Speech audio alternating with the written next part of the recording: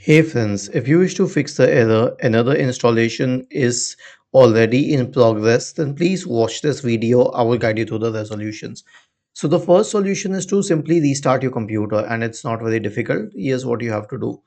Right click on the start button, select shutdown or sign out, and then select restart. But there is a problem with this part. Now, the reason that I suggest restarting your computer is that it will usually kill all the processes involved, and when it restarts your computer, then the other installation which was in progress and preventing your task will be killed. But that may not always happen. Okay, it may, but it may later restart that process. So, in this case, we can try another trick, which is the clean boot. Search for system configuration in the Windows search bar and open system configuration. Go to the Services tab, check the box associated with Hide on Microsoft Services.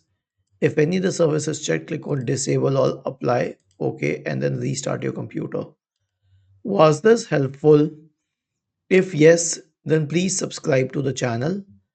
If not, then let us know in the comment section of the video on how we could help you further. Thank you for watching this video and have a nice day.